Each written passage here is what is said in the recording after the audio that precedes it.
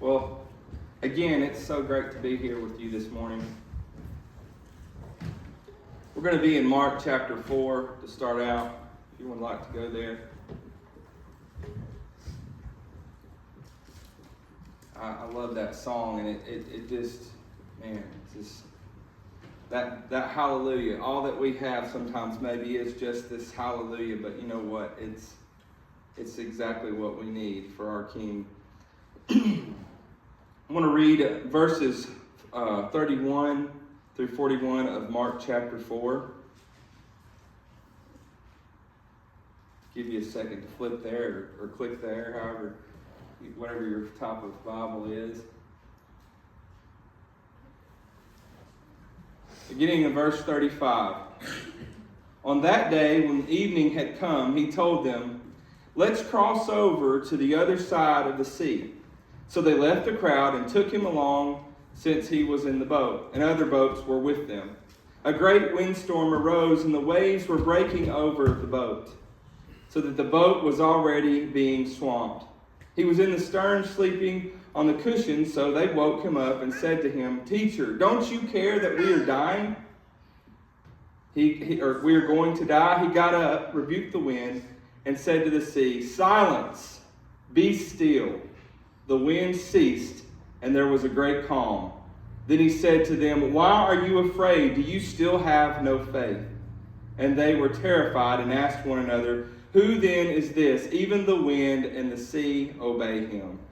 The word of God for the people of God. Thanks be to God. This is one of my favorite passages. I always love the stories of Jesus in the boat in the water, whether he's walking on water or calming the sea. I think they really have a applicable aspect to them in our lives when we think of what this story tells us about Jesus and his followers. And so today I want to talk about God in the windstorm. And I couldn't settle on a title. I was like, man, what am I talking about? And so I had a subtitle that's so fancy to have a subtitle for your. It's fancy to a lot of people to even have a title for your sermon, but I just have gotten the habit of doing that. And so I'm talking about the God in the windstorm, but also wind, waves, and the fear of God, if you want to get more specific in this passage. So the disciples said, "Don't you care that we are going to die? Don't you care, God?" Those are desperate words. And they were afraid. And according to their circumstances, they had every reason to be afraid. I don't know about you, but if I'm in a storm and the boat is getting swamped and filled with water, I'm going to be a little bit uneasy about what's happening. And here's the deal. They were experienced fishermen. These were not just guys that's never been on a boat before. They knew when the boat was going down. They knew when all this is just to stir up, it'll be fine. And when it's, hey, we're dying, something's got to happen here. And so they knew what was dangerous, and they knew what a dangerous windstorm looked like. And that's what it's described as. It's described as a great windstorm.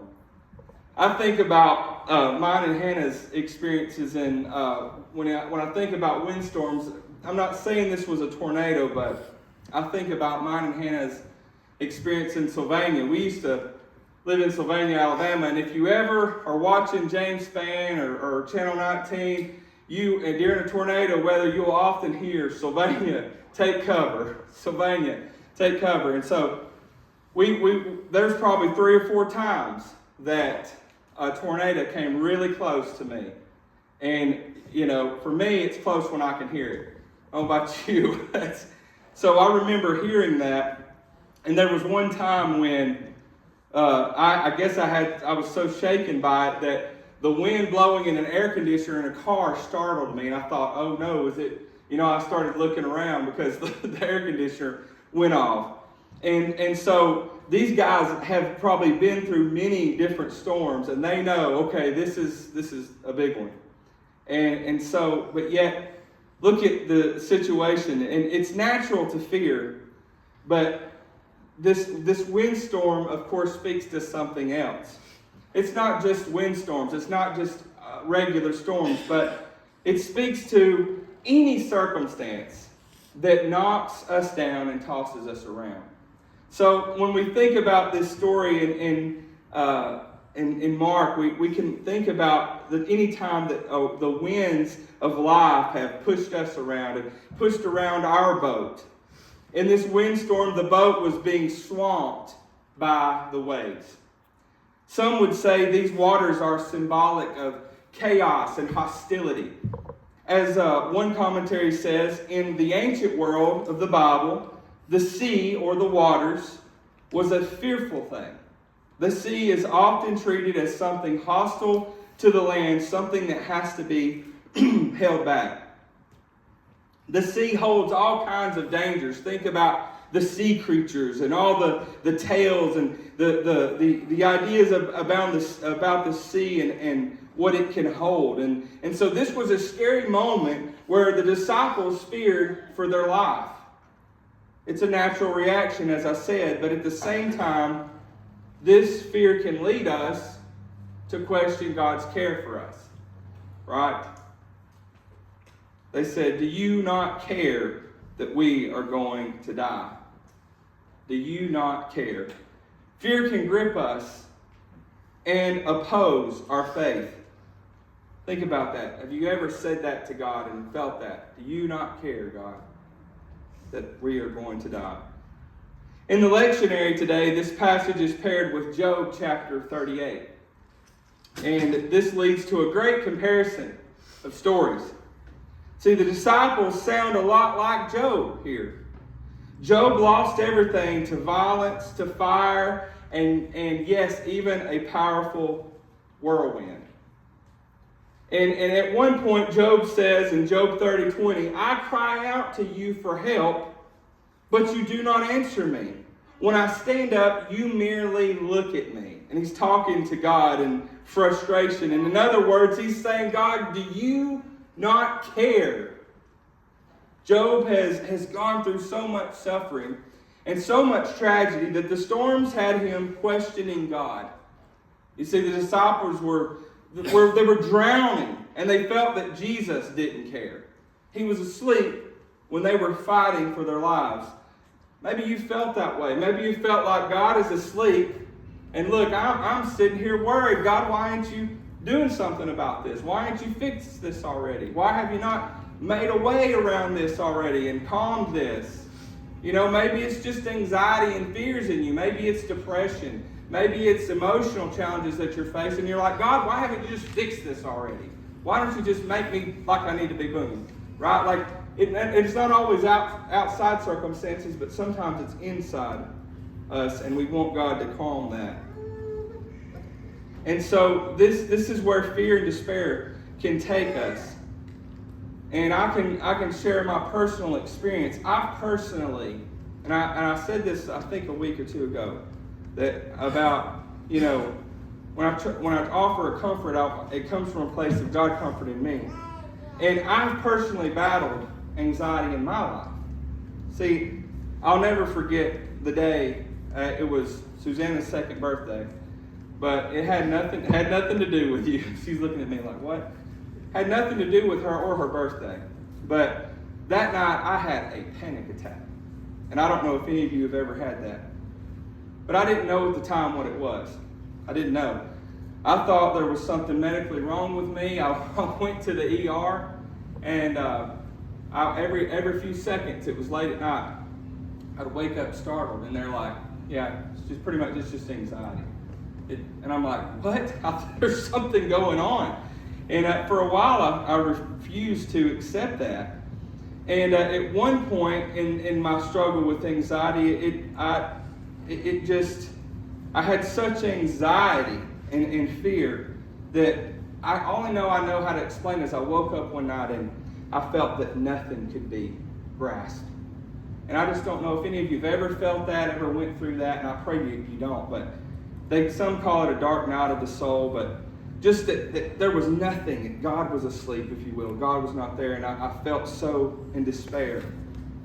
And so I was scrambling in the storm, thinking God has abandoned me, and that feeling, and that moment.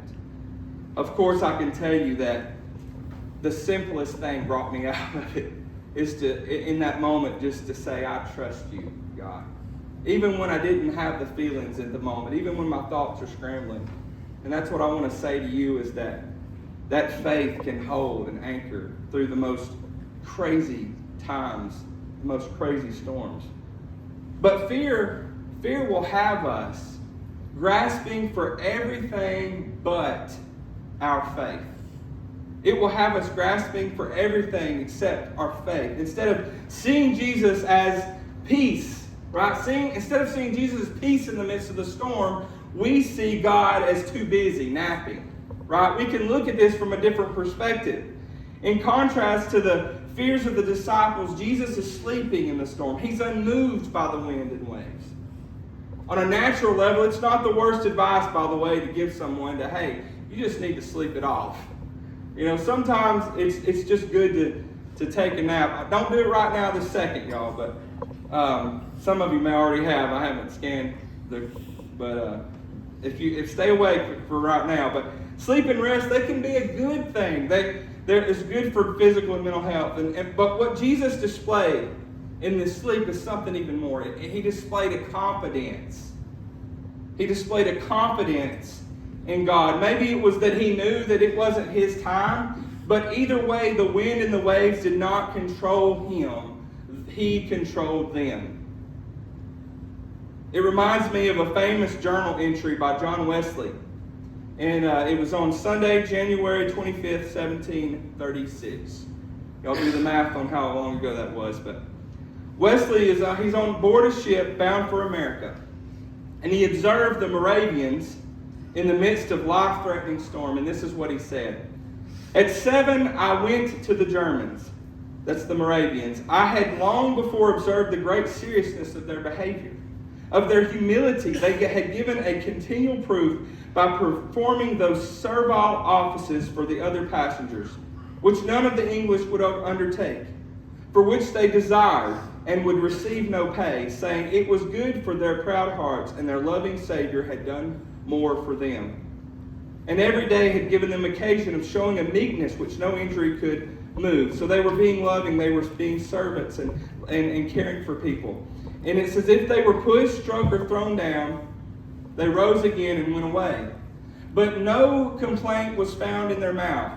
There was now an opportunity of trying whether they were delivered from the spirit of fear, as well as from of pride, anger, and revenge. In the midst of the psalm wherewith their service began, the sea broke over, split the mainsail in pieces, covered the ship, and poured in between the decks, as if the great deep had already swallowed us up. So they're in the same boat as the disciples. The sail's been torn. The water's coming in over the boat. A terrible screaming began among the English. The Germans calmly sung on. I asked one of them afterwards, was you not afraid? He answered, I thank God, no. I asked, but were not your women and children afraid? He replied mildly, no, our women and children are not afraid to die.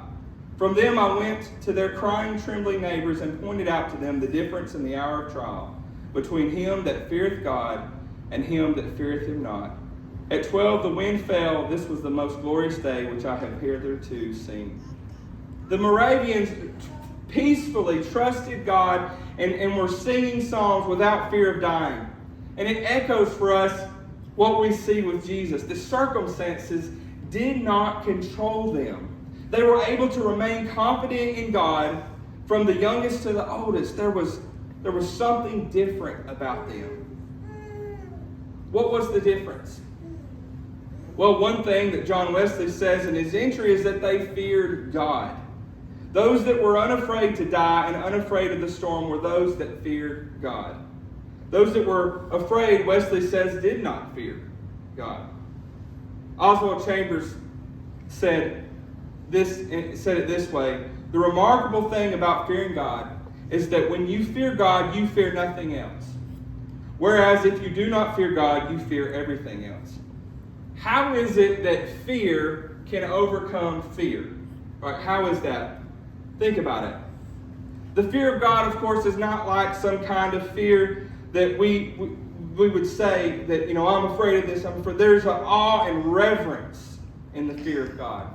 There is a terror, maybe, if you will, but it's a reverence and it's an awe. It's not necessarily a running away from God, but a running to God and wanting to be in God's presence.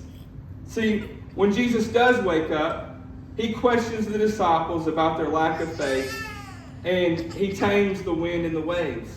So when he calms the storm, this brings on a new kind of fear for the disciples. And my translation said they were in terror. And I thought that was interesting because just a minute they were in terror because the waves were coming over, but now they're in terror because Jesus has calmed the sea. And so, and of course in the footnotes it says, or filled with awe. And so the disciples, they get this, they're in awe of Jesus. And so, only God could do such a thing. And here he is in their midst. Who wouldn't be terrified, right? Who wouldn't be in awe? They have an appropriate response. When we are in awe of God, though, when we are aware of the greatness that is in the boat with us, when we are aware of the one who sends us across the waters, that same one goes with us in the storm, we can have a peace that goes beyond our understanding. See, the fear of the Lord says, I'm too much in awe of who God is to be overcome by fear. I'm in too much awe of God to be overcome. The fear of the Lord says, I had rather obey God than be a slave to fear. I'd rather put my trust and reverence in God than bow to anxiety. The disciples had a choice from that point on. They were either going to fear the waves or the one who made the waves behave. Right? They could be in terror of the wind or in awe of the one who calmed the wind. It's about perspective. When we let ourselves take in the glimpse and wonder and greatness of God, when we let ourselves be overcome by His holiness and might, we can find that nothing compares. The fear of God questions the limits of the waves, not the limits of God's love. Think about that. The fear of God questions the limits of the waves, not the limits of God's love.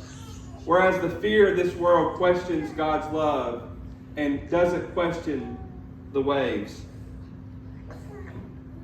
And so we see in the story of Job, it's the fear of God that he comes to gain as well. God does answer him eventually, and God does come to him, and He comes to him from the whirlwind and questions Job's knowledge, like Jesus questioning the disciples. He offers questions to our questions. We question God's motives and movement, and God challenges us to have more faith and understanding. He says, where were you when I established the earth? Where were you when I told the waves to stay here and go no further? See, worldly fear assumes that it can know the unknowable and predict the future. Worldly fear wants to have a grasp on everything, right? But Job is invited to be in awe and reverence. He doesn't get the full picture, but he's invited to trust the God that holds it all together. The God that has defeated death is also the God that's present with us in the boat. He's the God that will save us in the storms. He's the God who also shows up and shows us how to rest, even in a boat that's being swamped by the waves. And so my challenge for you today, as I close, is that you would fear nothing but God. That's easier said than done, I know. But we can make it our goal. We will, of course, experience fear. But let us fear God in such a way that all those other fears, all those other moments of anxiety and dread and panic and despair, whatever we might face, that they would take a back seat to the greatness of our God. And that even if the whole boat is caving in, we can look to our sure hope and peace with rest and confidence, just as Jesus was confident in the storm. I challenge you to let yourself be overwhelmed and in awe and joyful terror of who God is, so that His voice could be heard even in the windstorm. Amen.